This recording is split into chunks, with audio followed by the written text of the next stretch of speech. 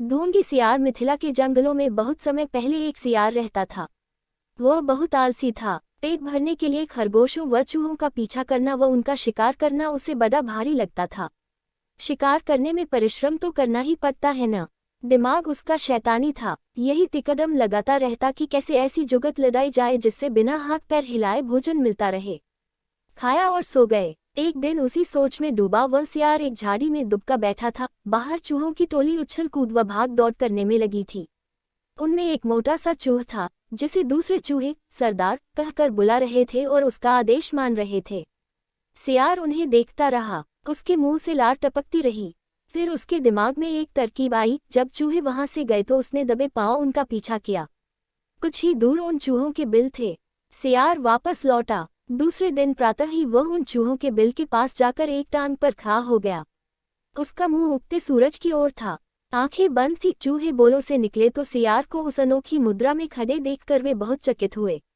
एक चूहे ने जरा सियार के निकट जाकर पूछा, सियार मामा, तुम इस प्रकार एक टांग पर क्यों खड़े हो? सियार ने एक आंख खोलकर बोला, मूर्ख, तूने मेरे बारे में नहीं सुना कभी? मैं चारों टांगे नीचे टिका दूंगा तो धरती मेरा बोझ नहीं संभाल पाएगी। यह डोल जाएगी। साथ ही तुम सब नष्ट हो जाओगे। तुम्हारे ही कल्याण के लिए मुझे एक टांग पर खड़े रहना पड़ता है। चूहों में खुसर पुसर हुई। वे सियार के निकट आकर खड़े हो गए। चूहों के सरदार ने कहा, हे महान सियार, हमें अपने बारे में कुछ बताए। सियार ने ढूंढ रचा, मैंने सैकड़ों वर्ष हिमालय पर्वत पर एक टांग पर खड़े होकर तपस्या की। मेरी तपस्या समाप्त होने पर एक टांग पर खड़े होकर तपस्या की। मेरी तपस्या समाप्त होने पर सभी देवताओं ने मुझ पर फूलों की वर्षा की। भगवान ने प्रकट होकर कहा कि मेरे तप से मेरा भार इतना हो गया है कि मैं चारों पैर धरती पर रखूं तो धरती गिरती हुई ब्रह्मांड को फोड़कर दूसरी ओर निकल जाएगी। धरती मेरी कपापार ही टिकी रहेगी। तब से मैं एक टांग पर ही खड़ा हूँ। मैं नहीं चाहता कि मेरे कारण दूसरे जीवों को कष्ट हो। सारे चूहों का समूह महातपस्वी सियार के सामने हाथ जोड़कर खड़ा हो गया। एक चूहे ने पूछा, तपस्वी मामा, आपने अपना मुंह सूरज की ओर क्यों कर रखा है? सियार ने उत्तर दिया, सूर्य की पूजा के लिए। और आपका मुंह क्यों खुला है? दूसरे चूहे ने कहा, हवा खाने के लिए। मैं केवल हवा खाकर जिंदा रहता हूँ। मुझे खाना खाने की जरूरत नहीं पड़ती। मेरे तप का बल हवा को ही पेट में भांति भांति के पकवानों में बदल देता है। सियार बोला। उसकी इस बात को सुनकर चूहों पर जबरदस्त प्रभाव पड़ा। अब सियार की ओर से उनका सारा भय जाता रहा। वे उसके और निकट आ गए। अपनी बात का असर चूहों पर होता देख मक्कार सियार दिल ही दिल में खूब हंसा। अब चूहे महातपस्वी सियार के भक्त बन गए। सियार एक टांग पर खड़ा रहता और चूहे उसके चारों ओर बैठकर ढोलक, मजीरे, खत्ताल और चिमटे लेकर उसके भजन गाते। सियार सियारम भजनम भजनम। भजन कीर्तन समाप्त होने के बाद चूहों की टोलियां भक्ति रस में डूबकर अपने बिलों में घुसने लगती तो सियार सबसे बाद के 3-4 चूहों को दबोचकर खा जाता।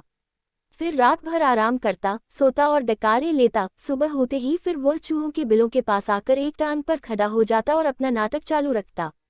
धी चूहों की संख्या कम होने लगी। चूहों के सरदार की नज़र से यह बात छिपी नहीं रही। एक दिन सरदार ने सियार से पूछ ही लिया, हे महात्मा सियार, मेरी टोली के चूहे मुझे कम होते नजर आ रहे हैं।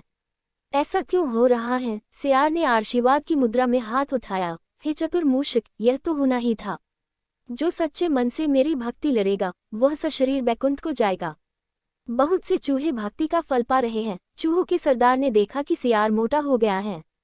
कहीं उसका पेट ही तो वह बैकुंठ लोक नहीं है जहां चूहे जा रहे हैं।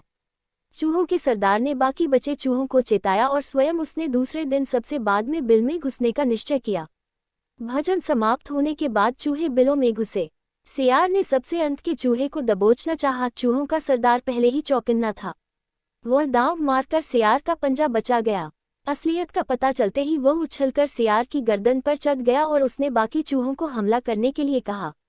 साथ ही उसने अपने दांत सियार की गर्दन में गधा दिए।